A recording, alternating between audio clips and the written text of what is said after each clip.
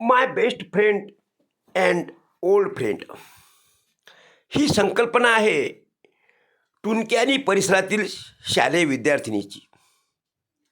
कधी काळी शालेय जीवनामध्ये एकत्र शिक्षण घेत असणारे हे तरुण आज एकत्र येऊन त्यांनी ही संकल्पना राबवली. आपल्या मित्रपरिवारात असणाऱ्या प्रत्येकाचा वाढदिवस ते वेगवेगळ्या पद्धतीने साजरा करतात.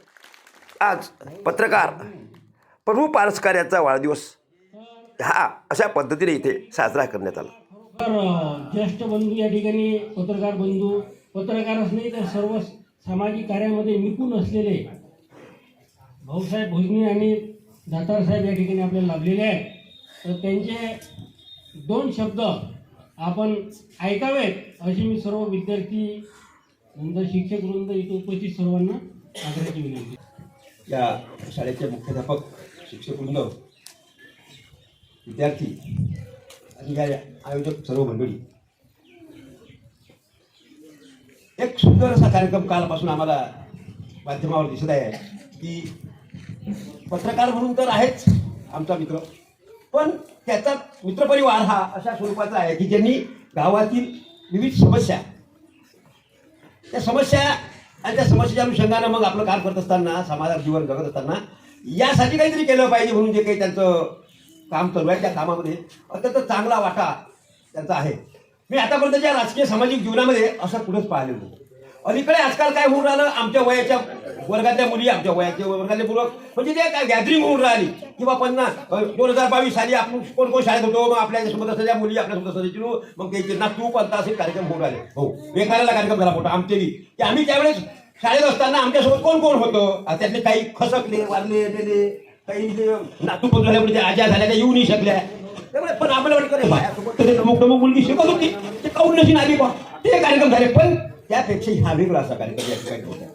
खरं म्हणजे समाजामध्ये हे तुम्ही जे करताय आजचा उपक्रम, आणि तोही एकल पालक की ज्यांना आई आहे ते वडील नाही, वडील आहे तर आई नाही, अशा ठिकाणी समाज कल्याण विभाग जरी काही क्षेत्रात बदल करत असला तरी हे खरं समाजाचं कल्याण करणारी मंडळी गावात आहे. समाज कल्याण विभागाला जेव्हा अहवाल जाते, अहवाल गेल्यानंतर त्यात कमी अधिक जास्त होते, नंतर ते माहिती येते, त्यानंतर मग ते अनुदान येते वगैरे वगैरे. पण इथं तुम्हाला स्पष्ट दिसते की खरंच याची आई गेलेली आहे, याचा वडील गेलेला आहे, याची आर्थिक परिस्थिती बेकारची आहे, याला शिक्षणामध्ये चांगला अंग आहे, शिक्षक सांगतात की नाही तू पोरगा हुशार आहे, तर अशा मुलांना काही देण्याचं काम आणि ही संघटना करत असते तर खूप चांगलं आहे. आणि आम्हाला एक अभिमान आहे की याच्यामध्ये आमचा एक पत्रकार मित्र आहे आणि त्याच्यासोबत अशी सर्व या अनुषंगाने असलेली मंडळी आहे, त्या सर्वांचंच मी मनापासून कौतुक करतो. हा कार्यक्रम आणि हा उपक्रम आगामी काळामध्ये एक मोठं रूप घेऊ असं मला वाटते, कारण समाजामध्ये विविध समस्या पुढे मागं आजकाल येणार आहे आणि या समस्येला सरकार न्याय देण्याचा पुढे पडत असताना आपण न्याय दिला पाहिजे असं बोलतो आणि 200 धन्यवाद. वाढदिवसाच्या निमित्ताने प्रभू पारसकर यांचा सत्कार शिक्षकांच्या वतीनं करण्यात आला.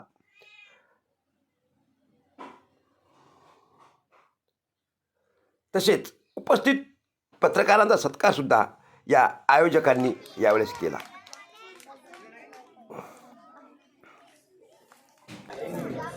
या कार्यक्रमाचे पत्रकार त्यांचा आज वाढदिवस आहे, मी त्यांना शुभेच्छा देतो आणि तुमच्या गावकरी लोकांना पहिल्यांदा शुभेच्छा अशासाठी देतो की तुम्ही खरोखर हा एक चांगला उपक्रम या ठिकाणी सुरू केला. माझा वाढदिवस खूप मोठा करतो मी, मोठा करतो, खूप मोठा करतो. लई लोक जेवण करायला येतात, 300-400 लोक, 500 लोक जेवण करतात आणि लोक हा पुढे बरंच काही आणतात. हे बरेच वर्षापासून चालू आहे. पण आज मला असं वाटलं की काय म्हणतात ते, आम्ही आज खरं असं वाटायला लागलं की आपण ते जे केलंय ते चुकीच्या पद्धतीनं केलं. वाढदिवस साजरा करणं म्हटलं जे लोकांना खाऊ घालणं किंवा लोकांच्या शुभेच्छा घेणं, लोकांचं म्हणजे शुभेच्छा घेणं, त्याला खाऊ घाला वगैरे, हे हा जो उपक्रम नक्कीच आमचा मूर्खपणासारखाच आम्हाला वाटला आज हा कार्यक्रम पाहिल्यानंतर. माझा वाढदिवस असावा, चांगला करावा, पण तो म्हणजे समाजाभिमुख असावा असं याच्या या कार्यक्रमातून असं वाटायला लागलं. मग मित्र, मी माझी झालेली चूक, यावेळेस माझा शिक्षक दिवस म्हणजे माझा वाढदिवस आहे, मी ती चूक मात्र नक्की दुरुस्त करेल. आणि जसा आज आम्हाला एक आरसा दाखवला, या मित्रमंडळीनं आरसा दाखवला हे मित्रमंडळी सगळे एकत्र आले. त्यांनी काहीतरी आपल्या गावासाठी, आपल्या शाळेसाठी, आपण ज्या शाळेत शिकलो, त्या शाळेत शिकून लहानाचे मोठे झालो, नाव कमावलं, इज्जत कमावली, कुठे कुठे आपापल्या ठिकाणी मस्त प्रगती केली. हे याचं सगळं श्रेय ह्या मातेला जाते, या शाळेला जाते. ही जाणीव टुनकीच्या ह्या तरुणांनी घेतली. मला म्हातारा म्हटलं कोणतरी म्हटलं काय कोणतरी म्हातारा म्हटलं, मी म्हातारा नाही बरं, मी तरुण आहे, मी म्हातारा नाही आणि म्हातारा होणार पण नाही.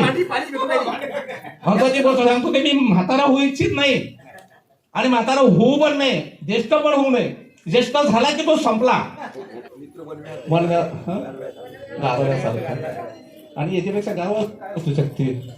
अनंत राऊत मला असं वाटतं, अनंत राऊतला मी सांगेल की तू जे प्रेरणा घेतली ते आमच्या टुनकीच्या मित्र परिवारापासूनच घेतली असते. मी अनंत राऊतला फोन करून सांगेल की ती जे तुझी कविता जे एवढी मोठी प्रसिद्ध झाली त्याचा उगम आमच्या टुनकीत झाला.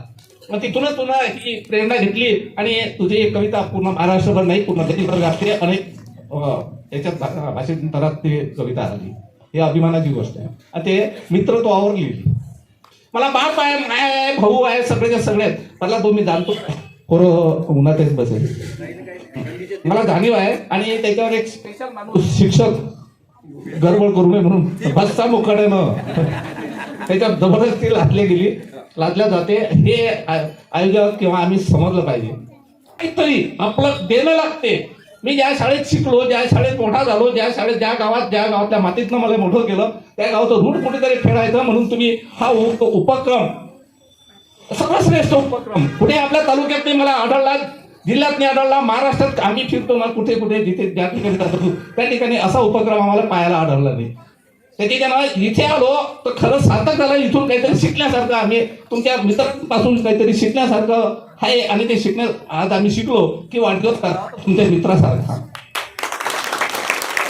ते शिकण्याचं म्हणजे खरोखर इथे चांगलं. मी या गावात नेहमीसाठी येत असतो, जात असतो. मी इथे आंदोलन केले, भरपूर काही केले, परंतु आज आतापर्यंत या गावाच्या संदर्भातली भावना माझी वेगळी होती